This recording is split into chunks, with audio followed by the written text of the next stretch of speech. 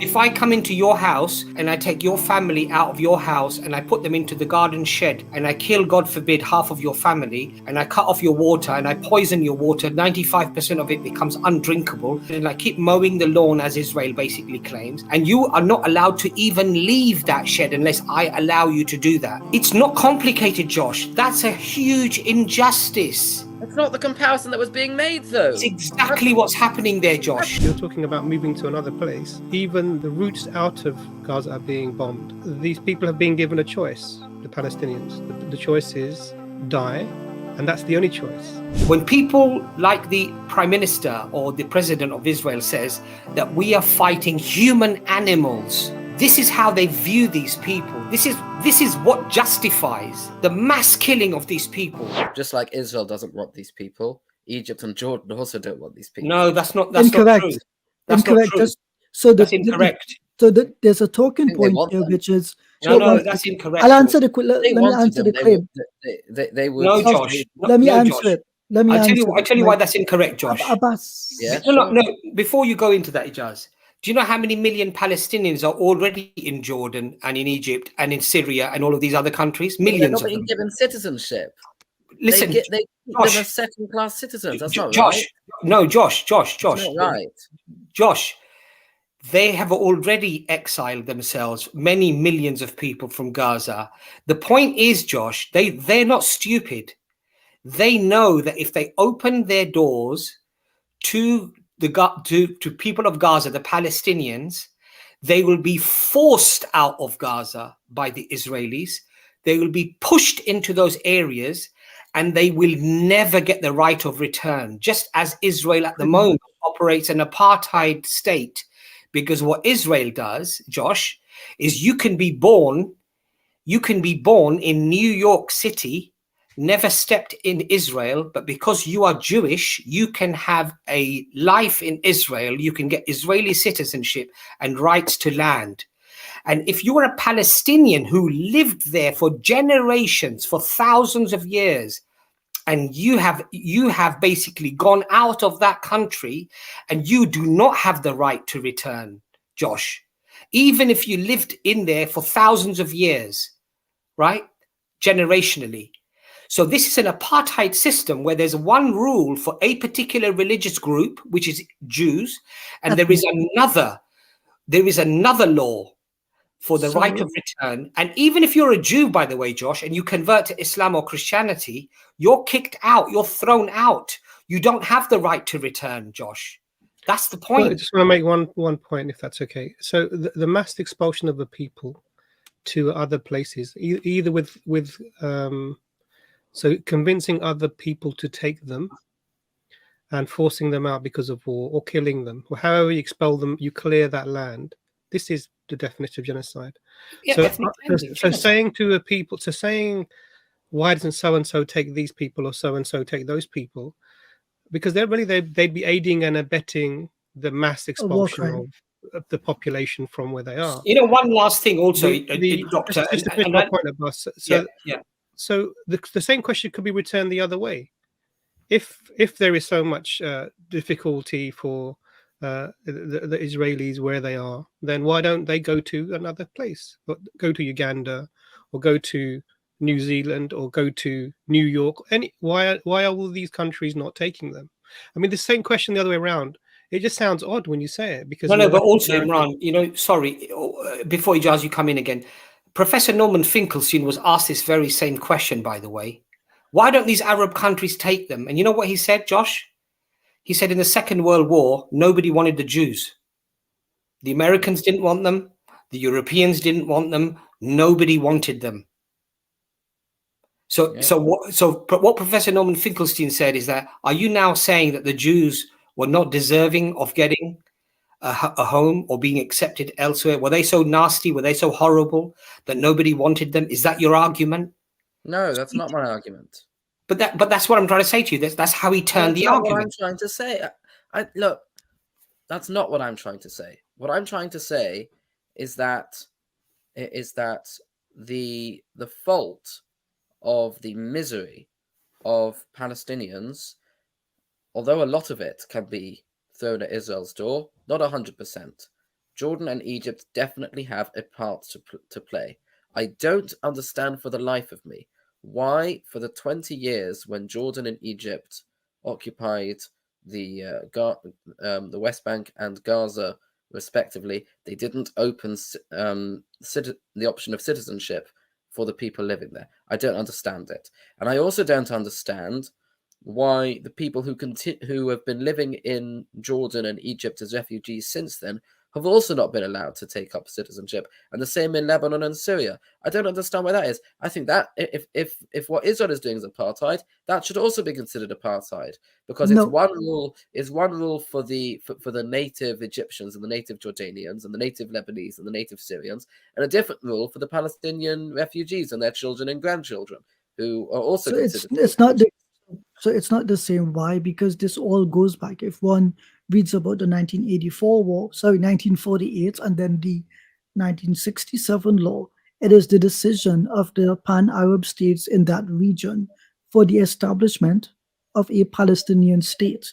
And in order to have a Palestinian state, there must be the right of return, so that those Palestinians displaced return to that land, that they don't have the option of becoming, what's the word here, of joining the Jordanians and the Egyptians and completely assimilating to become Egyptians and Jordanians. Because the objective is not to make them a group of another country, but rather to facilitate their return to their nation upon which their state can be built. So it was agreed by the PLO and other organizations with the Arab governments that in order for Palestinians who are displaced to establish their state, the easy and most direct solution to this is that Palestinians must first return to their state and live there and return to their homeland. So they're not. This is deeply immoral. This is deeply immoral. Josh, make your last comment and let Imran make his one other point. Yeah. So imagine. Can I finish my thought? Yeah, sorry, Josh. Guys, I've been so long. Yeah. So I lost my train of thought, but the point is simply this. It's not that the Egyptians and the Jordanians don't want the Palestinian people to come into their nations and to assimilate there. Rather, it is the case that the Palestinian people, the diaspora, wherever they may be, they are Palestinian citizens in waiting for the right of return to establish their state. That's all it is.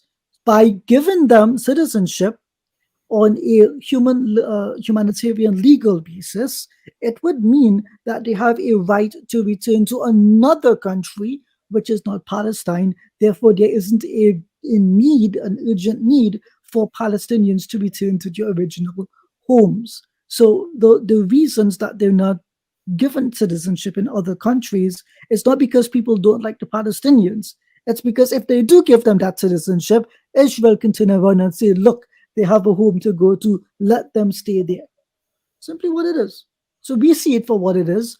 Why can't you, is the question. Does this not look to you like utopianism?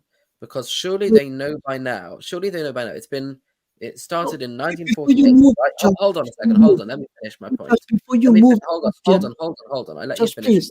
Hold on a second, please. I don't want to move on. You told me you didn't understand why. So I want to stay on that point. I haven't finished my question. Let's just stay on the question. Just 10 seconds, right? Just 10 seconds. Just 10 seconds. I promise you'll get your time.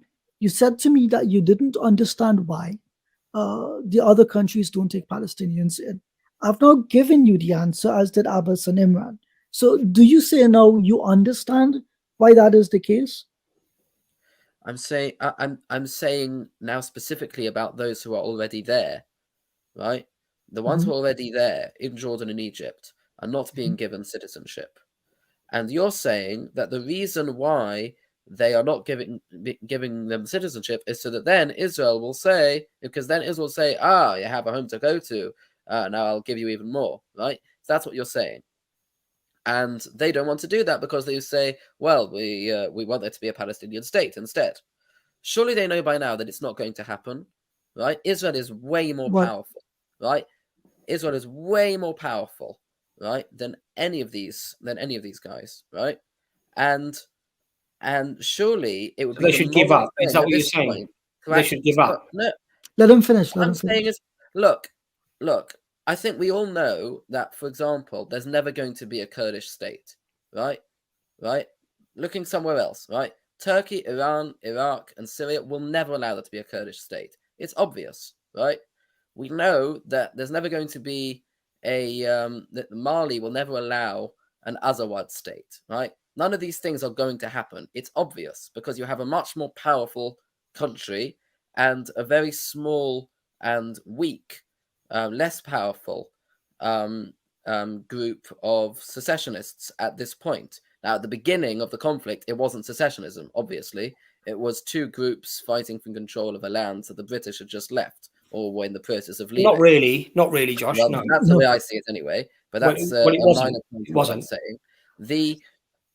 saying. The moral thing to do now would be to ask the people, ask Palestinians living in Jordan and Egypt, do you want citizenship here? Give them the option. Because why should they be told, well, you're just going to have to wait for this pie in the sky idea that one day we're going to beat Israel at last and you're going to have your state? So it's just unrealistic, immoral. It's not going to happen. Do you honestly think Israel's going to let itself go? I don't think so. So here's the thing. I like this type of thinking, Josh, because this comes from a kind of like supremacist thinking, that it's a pie in the sky type of dream that the Palestinians will never have their state. To be clear, they have the Palestinian Authority, which for the large part functions like a state and is internationally recognized.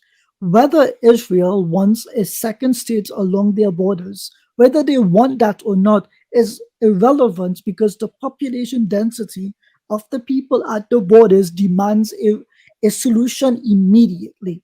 The larger the population grows in the West Bank and in Gaza, at some point they have to move beyond those borders. It's a numbers game.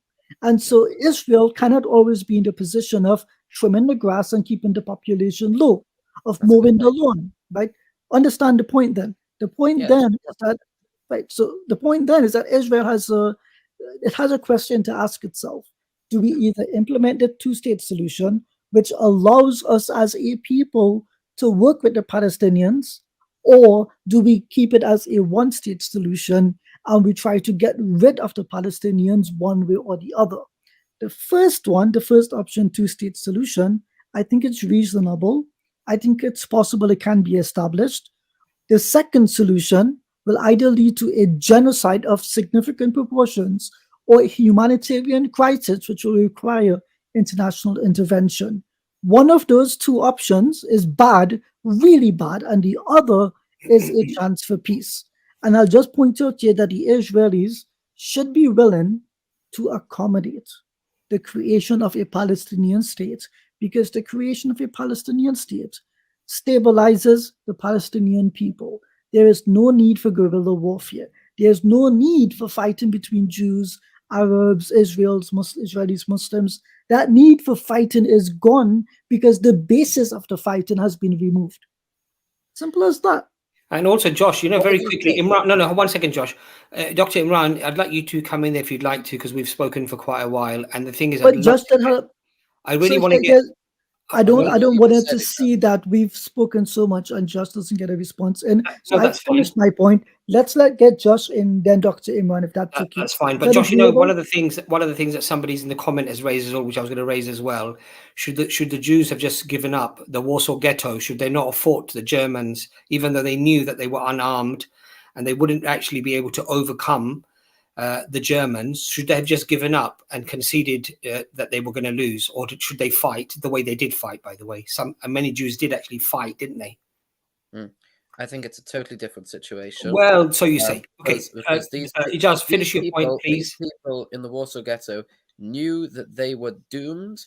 Yes, and they knew that they were either going to go to their deaths in the gas chambers like sheep, or they could die fighting as heroes. So that's exactly what the Palestinians. Josh, I was making. That's exactly what the Palestinians are thinking. Hold on a second. Yeah, very, very different to the point that I was making. Yes, Josh.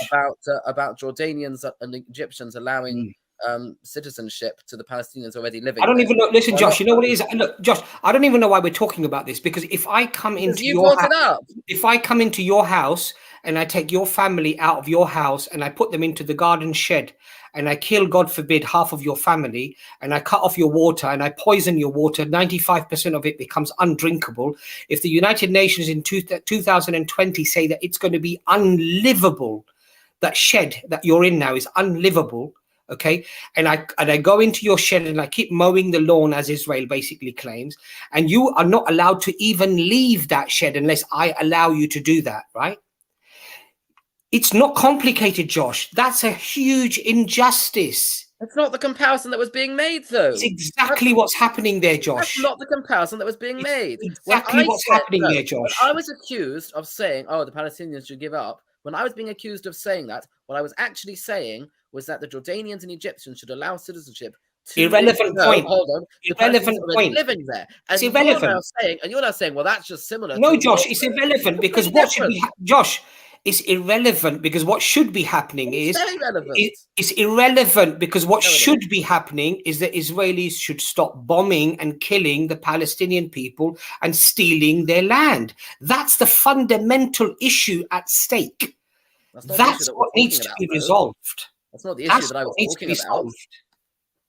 Worrying about what the Jordanians might do or the Egyptians might do is not the issue here. So just to sort of finish off, so I think anyway, I just want to say something to Jas before you cut in there. I personally, when looking at potential solutions, I think that neither the one-state or the two-state solution hold any water at all. I don't think either one's going to work. I think the only possible solutions are a binational state, or a breakdown into a federal or localized system in which each town, village, district of cities have their own autonomy, so that the people of each place can decide. And I think that would be probably the best solution. But of course, neither one's going to happen because I don't think politicians on either side actually want peace. It's not. I agree. I actually agree that politicians, they're terrible at this. And with respect to whether the one-state solution or the two-state or the solution you've just proposed, is it reasonable? In the long run, I don't think it is feasible. I understand that the Israelis want to have a Jewish ethno-state, a state for Jewish people specifically. I don't see that being complementarian with a Palestinian existence, right? One excludes the other. To me, if the state can redefine itself like it recently did, and it removes the definition of it being an ethno-state, but simply a democratic state in the Middle East, and Palestinians are given the right to return, and they get some kind of like how China has like the SAR, semi-autonomous regions. They have that freedom to somewhat self-govern themselves. I think that would be brilliant, except there's one big problem, and Josh pointed to it at the end. It's the Likud founding charter. Likud, which I think Benjamin Netanyahu, he's from that party, I could be mistaken. Okay. In their founding charter, I think in 1977, the statement that they made was that they would not accept this, any rule of any party between the Jordan River and the Mediterranean Sea other than one of only Israeli sovereignty. Unless that thinking is changed by current Israeli politicians, what we are going to see, Josh, unfortunately, is a continued genocide of Palestinian civilians. And that, for me, should be a thing that both you and I agree should not occur. Abbas, Imran, I don't know if they disagree with me, but I think the view of all should be and is that non-combatants should have safety. There should not be a war in that region. We can live and get along well with each other, but the politicians, like you mentioned, are really making that process difficult. And while we sit here and talk about things like this, Palestinian child dies. I think it's something 2 children per 1 minute at this point. For me, Josh, that's the reason I'm speaking out. Children, I don't want them to die for something that would cause even greater suffering in the near future. Let's save them today. Let's save them from now.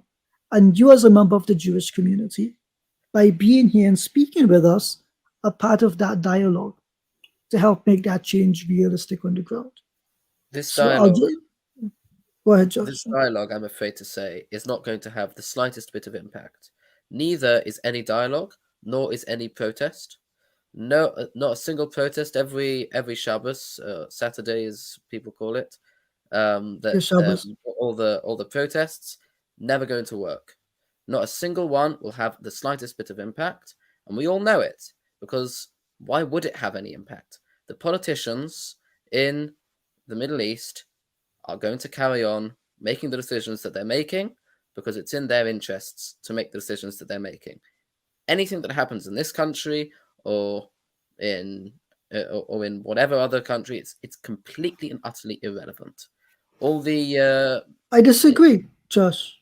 I disagree. It does. Sorry, I need to get Dr. Imran in, and we need to get Autumn. Sorry, she's been waiting a long time, and we need to, be closing the stream shortly. So I want to get Dr. Imran's thoughts onto this before we get the last guest on, please. Yeah, before we conclude, Josh, if you're willing, I think we should have another live stream about this topic specifically. And you can bring some Jewish friends as well. Let's have an open, frank conversation publicly about these things of, I think, international interest. Right. Yeah, I think you covered the point that I was going to mention anyway. But I was just was going to say that the assumption being made here is that the Palestinians who are refugees in the surrounding countries in their millions actually want the citizenship of those countries. Actually, what they want is the right to return to their lands that they were expelled from. And so this is not the thing that should be done is to make their refugees camps, etc., as livable as possible, and that's something that is being actively engaged in. The other thing is actually the solution that what seems to be being said here is might is right, because Israel is the regional superpower being supported by the world superpower. With their warships and their surveillance and everything else, and their political backing, making a mockery of democracy, vetoing vast majorities of countries in opposing resolutions, and even vetoing calls for a ceasefire of all things. Not even allowing this because for whatever reason, bloodletting, the massacre must continue. We need to wipe out these people because these people are not even you're talking about moving to another place. Even those the routes out of Gaza are being bombed. These people have been given a choice. The Palestinians, the choice is die, and that's the only choice. So what they can do is they can only do the one other thing in the face of that one choice, is to fight back. And so you're seeing people doing that, and in the process. So the question I wanted to ask actually a while back, but I'll leave you with it maybe. And this was asked by James O'Brien on his show. Actually, I think is a great question. If Hamas were hiding among Israeli civilians in Israel, would Israel be pursuing the same policy, or would it find a different way to get these guerrillas out of the civilian areas? Don't have to answer this question. I think the answer is obvious. It would not be doing this. I think I do have an answer. Go for it. I think the answer is that when Israel would tell them would tell the people inside to evacuate, they would jolly well listen. Because they know they would be allowed back. So that's not really an answer, Josh. So this is not really an answer. It is an answer. So the point here is that it would not be indiscriminately, but it would not give 1 hour notice and taking down a whole block of residences. It would not be firing missiles at hospitals. It wouldn't be cutting off water supply and electricity, restricting food, restricting humanitarian aid. It wouldn't be doing any of these things if these same guerrilla tactics were being carried out within Israel itself. So I think there's a lot. I agree with the Jars. Actually, there's probably a lot to discuss, and it's probably good to discuss it. Doctor, just one last thing, Josh, before you go, because I'm going to get Autumn on now. But this notion that the Palestinian civilians somehow don't leave the buildings that are being bombed because they've been warned to leave. But guess what, Josh? What you just said, they would jolly well get out, which basically implies that if I was living in a house and I received a warning that I'm going to fire a bomb in your house and kill everyone or destroy that building, I would just sit there tight with my kids and my wife and my family and my grandparents and everybody else. And I would just sit there and wait for this bomb to come. Quite frankly, I think it's bloody well insulting. And Amnesty International, Human Rights Watch, B'Tselem, even the United Nations, and countless other organizations that have investigated the way that Israel interacts with the Palestinian people, they say that it deliberately, at times, deliberately targets civilians. So so when you say things like they would jolly well get out of the building, I find that really, quite frankly, insulting, because for several reasons. Number one, can you imagine, can you conceive that a Palestinian building apparently has Hamas operatives in there, and then the Israelis phone the people in the building and they say, we're going to bomb that building in an hour's time. And guess what, Josh? First of all, you're assuming that the civilians don't bother to leave. And secondly, you assume that the Hamas fighters are not going to leave either. Everybody's just going to sit tight and wait for the bomb to come in. Does that even make sense to you, Josh? That's a good point. Yes, exactly. So look, Josh, we have to call a spade a spade. What is happening? And look, you know what it is, Josh? This is not anti-Jewish or anti-this or anti-anything. These are often politicians in Israel who, most of whom actually are atheists. They don't even believe in Judaism. And they are conducting what is widely accepted now and fits the definition of ethnic cleansing and genocide, and removing an indigenous people who have thousands of years of history with that land. These are Semitic people as well. And they are systematically being killed. When people like the Prime Minister or the President of Israel says that we are fighting human animals, this is how they view these people. This is what justifies the mass killing of these people. And so all I'm saying to you is, Josh, these phone calls and these warnings being given, it doesn't even make sense that the families wouldn't leave. And more importantly, the very Hamas fighters that apparently are being targeted would also sit there tight and wait for those bombs and missiles. It doesn't even make common sense, Josh. But anyway, look, Josh, we'll continue this conversation. That's a very good point. That's a very good point. Yeah, please think about that, and we'll have a conversation about that next time. But thanks for coming on, Josh.